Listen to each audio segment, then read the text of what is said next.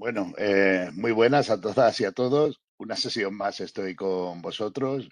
Para aquellos que hayáis decidido empezar por este tema, mi nombre es Carlos Carmona y hoy tengo la intención de que entendamos juntos cómo la ciencia ha logrado que un detalle tan pequeño como una bala pueda tener la importancia que termina teniendo en un juicio.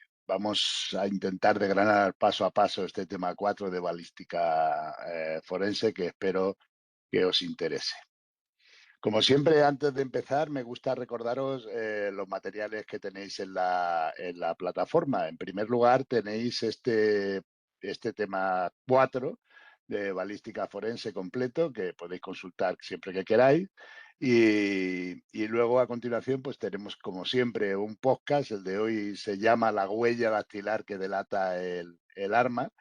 Y en él se habla de cómo las armas tienen su propia huella dactilar y yo creo que es, como siempre, interesante y además me parece una estupenda forma de repasar, pues yo qué sé, mientras sacamos al perro o vamos en el metro, en fin, de una forma más distendida, ¿no?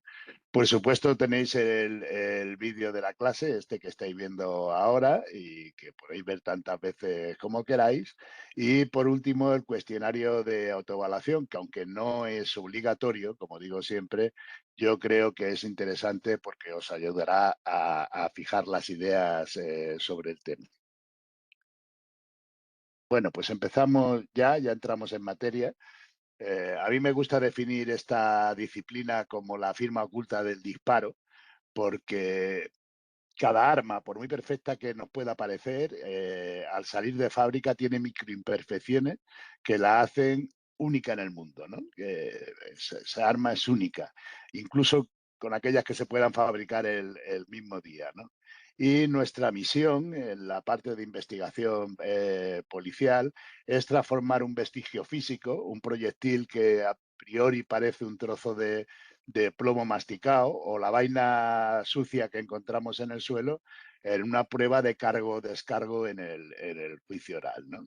Eh, Como se dice en el podcast, no se trata ni mucho menos de adivinar, sino de validar científicamente una conexión que a priori el delincuente pensaba que nadie podía encontrar, ¿no? Bueno, lo primero que tenemos que decir es que la balística sufre un giro epistemológico, en el sentido de que originalmente es una disciplina militar, ¿vale? Y, y a partir de ahí se produce lo que en el podcast llaman un viaje en el tiempo, pero en cualquier caso sí que se produce una transformación. El objetivo de la balística militar eh, lo que hace de alguna manera es mirar al futuro. Se pregunta dónde va a caer el proyectil. Esa era la principal preocupación de la balística militar. Y sin embargo, la balística forense lo que es una ciencia de reconstrucción. Nosotros llegamos cuando el disparo ya se ha producido, ¿no?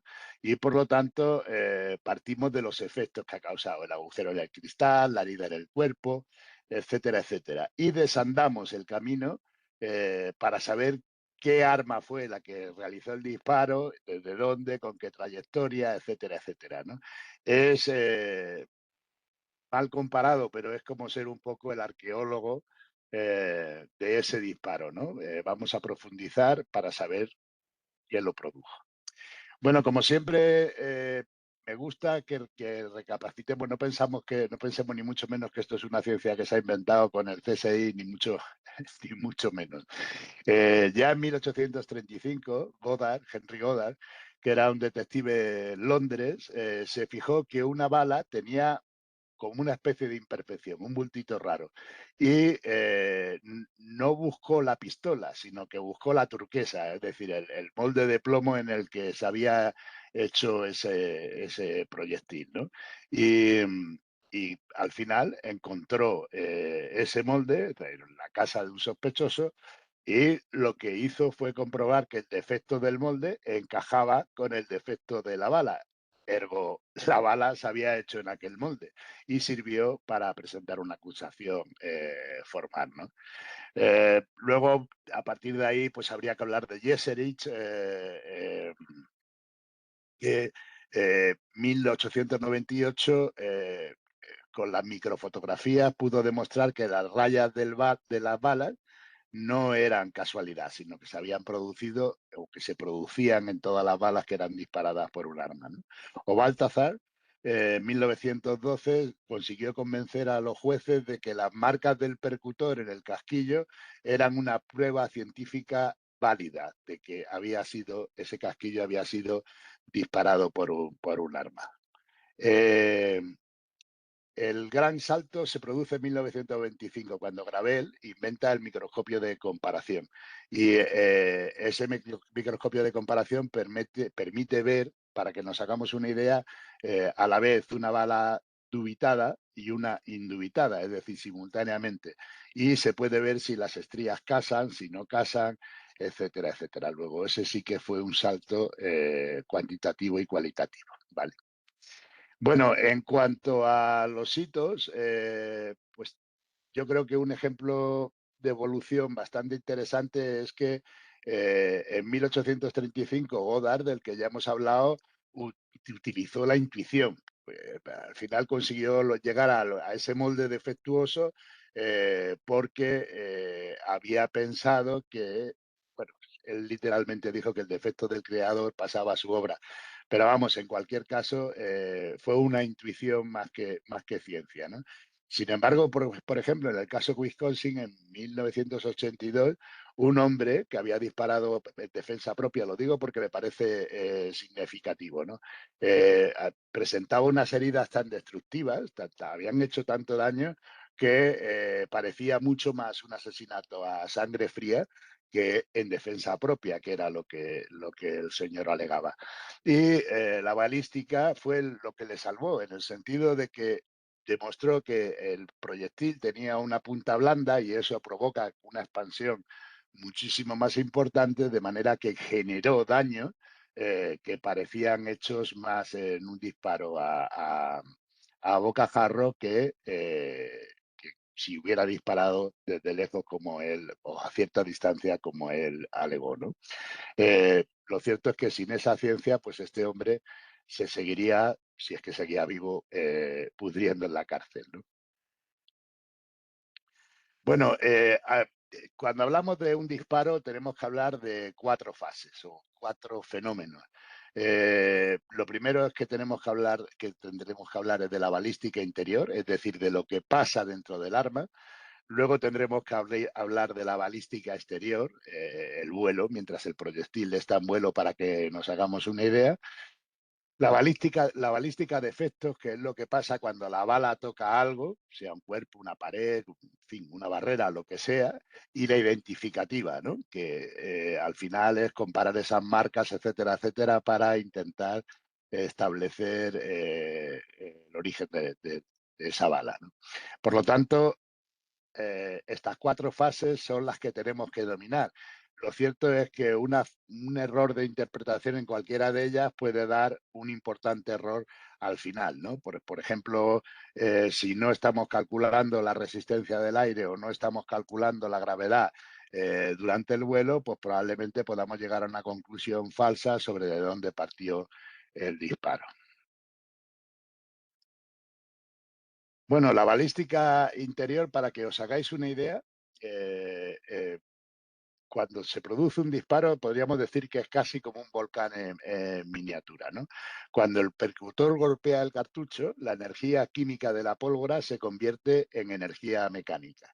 Y en milésimas de segundo se producen unas presiones brutales de hasta 3.000 bares en el caso de una pistola, de un arma corta, y hasta de 4.500 en un fusil, ¿no? En el podcast ponen un ejemplo gráfico, dice algo así como es que si tú, como algo así como que si, es como si tuviéramos el peso de varios coches concentrado en la punta de una uña.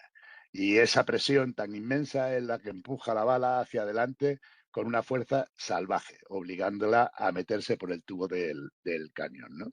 Luego, por eso hablamos de un caos controlado, ¿no? De alguna manera se produce una explosión gigantesca que al final se encauza, por decirlo de alguna manera.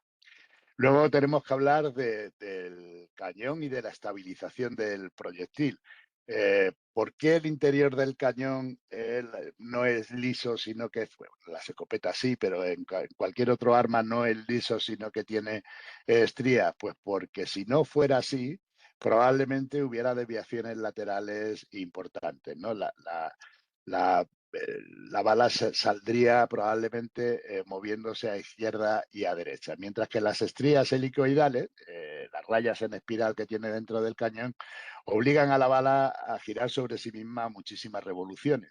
Y eso es lo que hace que conserve su estabilidad durante el vuelo, ¿no? Sería algo parecido pues, a una peonza o algo así, que mientras está, o sea, si está bien lanzado, pues ese giro da estabilidad, eso se mantiene de una forma estable. Pero si lo hiciéramos, yo qué sé, quiero decir, si realmente no estuviera ese giro, probablemente eh, bueno, pues llegaría a otro lugar. Lo importante de estas estrías es que dejan unas marcas, una huella balística de las que hablaremos un poco más adelante.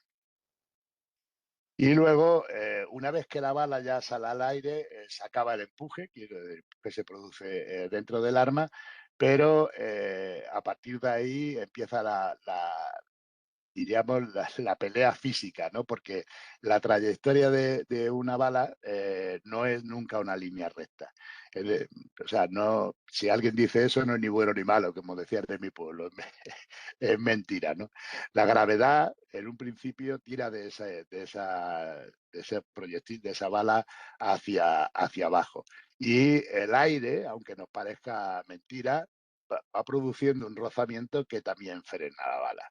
Por lo tanto, tenemos que saber calcular esa curva que va a hacer desde su salida descendente la bala para llegar al ángulo, o sea, porque si no, probablemente, si queremos determinar, por ejemplo, dónde estaba el tirador, pues probablemente lleguemos a un cálculo erróneo, ¿no? Tenemos que introducir esas variables para poder calcular el ángulo del impacto. Sin eso, la reconstrucción realmente sería errónea. Bueno, ahí tenemos que hablar también, o sea, la anatomía de la huella balística es clave. En el laboratorio buscamos dos cosas. La primera, lo que podríamos llamar el apellido del arma, ¿no? O sea, las características de clase, el calibre, el número de estrías, si tiene 6 o 4, si giran a derecha o a izquierda, etcétera, etcétera. Eso nos va a terminar determinando pues la marca, el modelo, etcétera, etcétera. Pero no es lo único que nos interesa. Realmente, si queremos individualizar ese arma, que es lo que se persigue en un laboratorio, tenemos que ir a las características individuales, ¿no? Que son microarañazos que se producen pues, en el metal de la munición, por ejemplo, como los que estáis viendo bueno, no exactamente iguales, pero bueno, en el metal o las marcas de desgaste, etcétera, etcétera, que son absolutamente posible de repetir en otra arma. Eso es lo que la individualiza, ¿no? Pero daría igual que fuera un arma fabricada al mismo día. La siguiente a la que hemos disparado ya dejaría unas marcas diferentes porque sus características individuales son diferentes, ¿vale? Eh, Esto también se menciona en el podcast y ponen el ejemplo este del modelo del zapato, ¿no? Que lo que hace, lo que la individualiza, es el propio desgaste, es decir, cuando salen de fábrica, ahí sí que son iguales, pero a partir de ahí, o muy parecidas, pero a partir de ahí nuestra forma de caminar, etcétera, etcétera, hace que esa huella solo pertenezca a un zapato muy concreto, ¿no? Bueno, en cuanto a la anatomía de la munición y su generación de huellas, tenemos que decir que el cartucho, lógicamente, no es solo una bala, ¿vale? Es un equipo de testigos. En primer lugar, tenemos que tener en cuenta que el percutor marca el fulminante, es decir, la parte de atrás, por decirlo de alguna manera, ¿no? El extractor la muerde aquí y la saca, es decir, de aquí es donde coge a la bala, o sea, al cartucho y lo extrae, ¿vale? Dejando lo lanza afuera y lógicamente deja unas marcas también, etcétera, etcétera. Entonces, cada una de esos movimientos va dejando una marca característica en el latón del cartucho. Entonces, por eso, quiero decir, aunque en un momento determinado una bala no aparezca, etcétera, etcétera, si encontramos el casquillo, tenemos probablemente material suficiente para poder identificar ese cartucho, el arma que lo produjo con nombre y apellido, ¿no? Bueno, lo cierto es que se ha evolucionado mucho desde la lupa con la que Goddard examinó el molde y la bala que había encontrado a sistemas como el IBIS, ¿no? El IBIS es una máquina que escanea la munición y las vainas en 3D y las cruza con bases de datos internacionales. Y lo cierto es que en cuestión de segundos, quiero decir, es a una velocidad que sería impensable antaño, ¿no? Eh, Ahora sí quiero que tengáis en cuenta eh, que a pesar de que el IBIS tiene una fiabilidad muy alta, lo que hace el algoritmo al final es darte una lista de candidatos, ¿no? Pero al final es el científico, el policía investigador, el que estará sentado frente a un microscopio de comparación, el que por un momento, o sea, finalmente tendrá que decir si las estrías coinciden o no, sin margen de duda, a pesar de que el algoritmo nos esté diciendo a priori, nos esté dando unos candidatos, por decirlo de alguna manera. Bueno, la balística forense, al final, desde un enfoque moderno, desde el punto de vista de la inteligencia criminal, no busca solamente resolver un crimen. Gracias a que compartimos datos pues con otros países o incluso, por supuesto, a nivel de interno, Policía Nacional, Guardia Civil, Mossos, etcétera, etcétera, ¿vale? Son bases de datos que entre todos alimentan. Podemos descubrir, por ejemplo, que una bala que hoy se disparó en un atraco en Madrid pues coincide con un asesinato sin resolver de hace 2 años en Sevilla, ¿no? Y entonces, al final, la balística termina convirtiéndose en un marco estratégico que permite a la policía desmantelar pues, redes importantes o bandas criminales, tráfico de armas, etcétera, etcétera. Tenemos que hablar también de la química de la combustión, ¿vale? El disparo no solamente es metal, sino que tiene una buena parte de química, por decirlo de alguna manera. El GSR, que son Gunsh, eh, ¿cómo es esto? Residuos de disparo, sí, pero en inglés, las siglas vienen del inglés. Gunshot, eh, joder, bueno, no sé ahora mismo, pero vamos, en cualquier caso significa eso, residuos de disparo. Son partículas microscópicas de plomo, de bario y de antimonio que saltan por todos lados al disparar, ¿no? Eh, esto es lo que normalmente deja eso que se dice, por eso a veces cuando alguien ha disparado un arma, lo primero que se hace es la prueba de GSR o tomar muestras para poder hacerla porque deja este tipo de residuos en la mano de la persona. Siempre que se dispara un arma necesariamente deja este tipo de residuos. Pero es verdad que es urgente tomar las muestras porque se pueden perder, desde luego, con la lluvia, con el sudor, y a veces, bueno, pues si te metes las manos en los bolsillos, si las frotas, en fin. Lo cierto es que aquí volvemos otra vez a aquello que decían de tiempo que pasa, no prueba que, en fin. Eh, Hay que intentar conseguir esos residuos de un sospechoso lo antes posible, ¿vale? Es verdad que en este caso también hay que utilizar una tecnología, bueno, pues bastante moderna, ¿no? La hemos importado de la NASA, ¿no? El SEN-EDX es un microscopio electrónico que nos deja ver la forma esferoidal, que es típica de los residuos de disparo de arma, ¿no? Y de alguna manera nos da el ADN químico de esos residuos.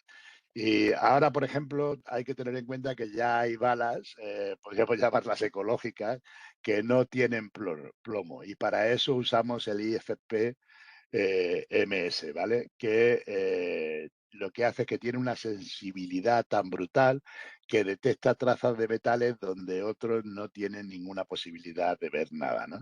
El objetivo al final es el de siempre, vincular al sospechoso y evitar que haya falsos positivos, ¿no?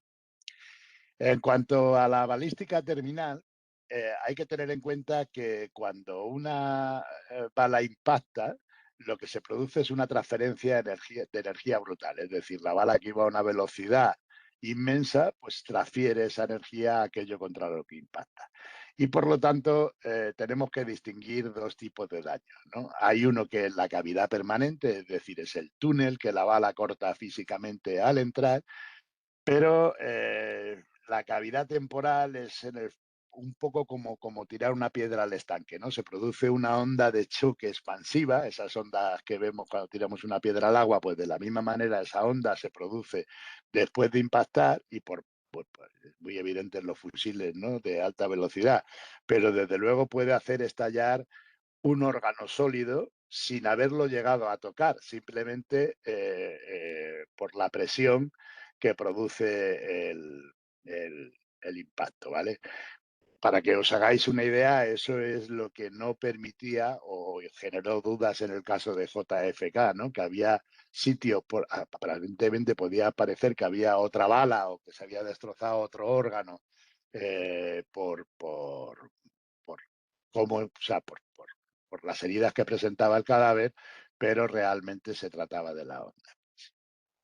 Y luego hay que tener en cuenta que la escena del crimen, en el fondo, es un libro que hay que saber leer. Por ejemplo, por poneros un ejemplo, un impacto en el cristal eh, no es solamente el impacto que vemos. Esas fracturas radiales que se generan cuando se produce y concéntricas que se producen cuando hay un impacto en un cristal nos dice quién disparó primero o cuántos disparos se han producido y en qué orden, porque las grietas nuevas nunca cruzan las antiguas, ¿no? Y, por ejemplo, el metal o la madera, el biselado y la extrusión nos marcan la dirección de entrada y la de salida, ¿no? Sin posibilidad de error. En fin, al final, si preservamos la escena, perdón, siempre queda un contexto del que podemos extraer importantes conclusiones. También la piel es un testigo absolutamente importante, sobre todo para el tema de la distancia del disparo, ¿no? Eh, en ese sentido, por poneros un ejemplo, si un disparo se ha realizado a bocajarro, pegado al cuerpo de la víctima, pues deja una marca que se conoce como boca de mina de Hoffman y hay un desgarro estrellado, este que veis aquí en la imagen. Y sí, sí, sin embargo, bueno, y el signo de Benassi, ¿no?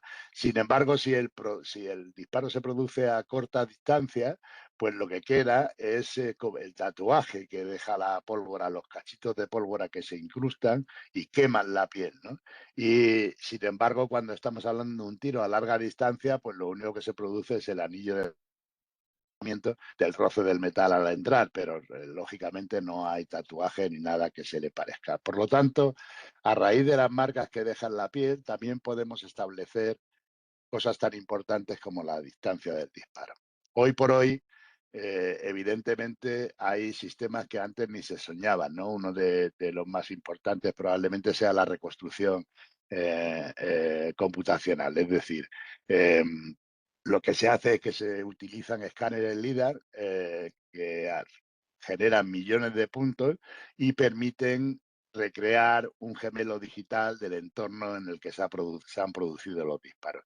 Por lo tanto, ya podemos reproducir, incluso movernos por la escena, sin ni siquiera, ya no vamos a hablar de los hilos de colores que se utilizaban originalmente o la varilla láser, ni siquiera de la varilla láser. Ahora recreamos por software y podemos navegar por la escena virtualmente y trazar las trayectorias con una precisión milimétrica, ¿no? Esta herramienta es realmente, además, muy práctica cuando se tiene que demostrar ante un tribunal, ante un jurado o ante un juez que la versión de un sospechoso coincide o no coincide con la realidad. A veces es físicamente imposible. Luego, hay que tener en cuenta que normalmente hay que hacer una reconstrucción dinámica, porque no es lo mismo un disparo a alguien estático que a alguien que está corriendo o que a alguien que está agachado. Al final lo que tenemos que hacer es mezclar la trayectoria interna, es decir, lo que tenemos de la autopsia, lo que nos dice el médico forense, con los datos que tenemos exteriores del propio disparo, ¿no? Y si al final la bala entró por el pecho y salió por la zona lumbar, pero el impacto, por ejemplo, en una pared está a 1 metro de altura, pues previo, pues tenemos que ver, realizar el cálculo que al final nos dice cuál era la posición de la víctima al recibir el impacto, ¿no? Y esa reconstrucción dinámica es algo que hay que tener en cuenta, porque normalmente no se producen disparos estáticos. Otro tema absolutamente importante del que hemos hablado en todos los temas hasta ahora, en todo lo que hemos dado, es de la cadena de custodia.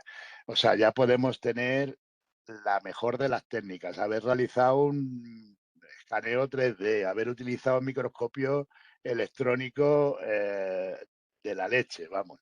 Pero si al final, en algún momento, se interrumpe la cadena de custodia, vamos con las manos vacías al tribunal. Por lo tanto, sí que es importante, bueno, siempre lo es, ¿no? Pero que cada persona que en un momento determinado pues maneja una vaina o maneja un proyectil, etcétera, etcétera, tiene que quedar registrado. O sea, un sello roto, una etiqueta mal puesta, un acta que contiene un error, aunque sea en la fecha, puede anular una prueba y dejar libre a un culpable, ¿no? Con lo cual, es, como siempre, muy importante. Bueno, perdón. Luego, hay que tener en cuenta también que, a pesar de que tengamos las mejores máquinas, el cerebro también puede tener sus secos, ¿no? También nos puede engañar. A ver, existe un seco contextual, que puede ser dejarse influir excesivamente por lo que dicen los testigos o por lo que dice determinado policía que llegó primero al lugar. Hay que mirarlo de forma muy aséptica. Y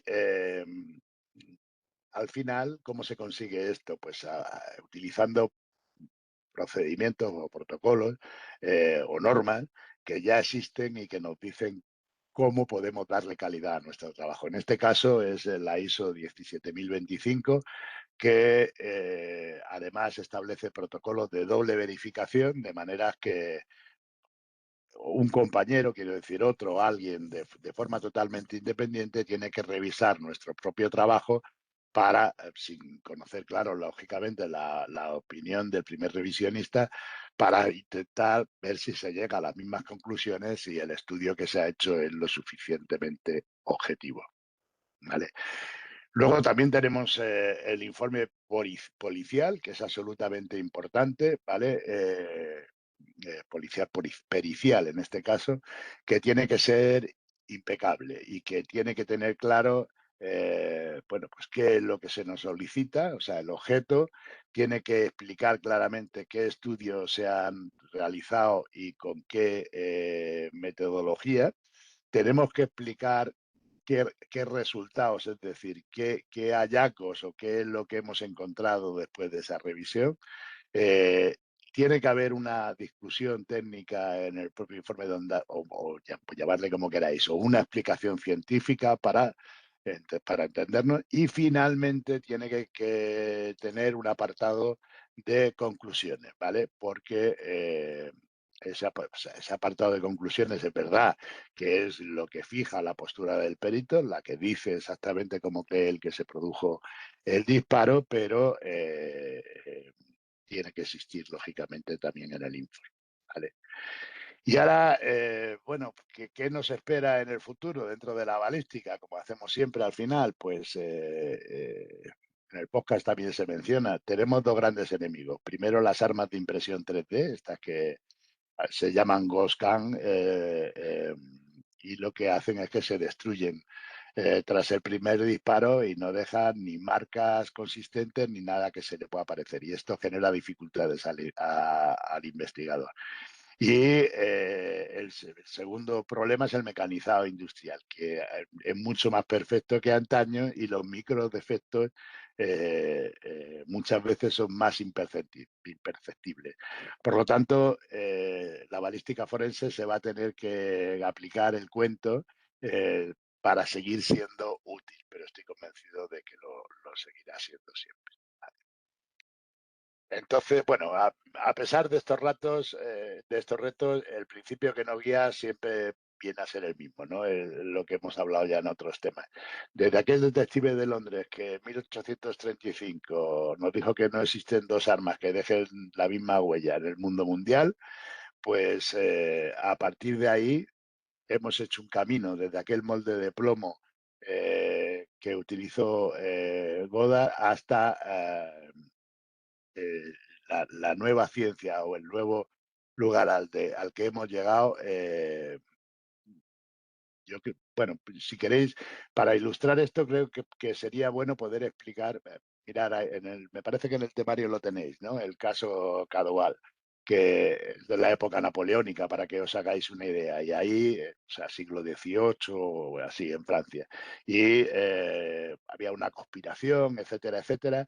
Y para llegar a los culpables, el papel quemado, porque entonces las armas eran de llevaban carga y tenía un taco, pues el que se usó en aquellas armas para apretar, ese taco que se utilizó para apretar la pólvora, fue el que sirvió para poder descubrir a los autores, ¿no? Eh, el procedimiento, aunque evidentemente tiene otro montón de química, al final se basa en lo mismo. Siempre hay una basura química, física, etcétera, etcétera, que los delincuentes a veces ignoran, ¿no? Eh, pero es verdad que en esta ciencia hay que tener un cuidado enorme porque puede haber falsos positivos. Para que os hagáis una idea, por ejemplo, el plomo, el bario, en fin, esos elementos que controlamos con el GSR aparecen también en las pastillas de freno de los coches o en la pirotecnia. Y hay que tener cuidado, no vayamos a acusar a un mecánico o a un señor que ha visto fuegos artificiales, que de hecho se produjo ya una condena por ese motivo y no era cierta, ¿vale? Eh, porque contenía restos de GSR.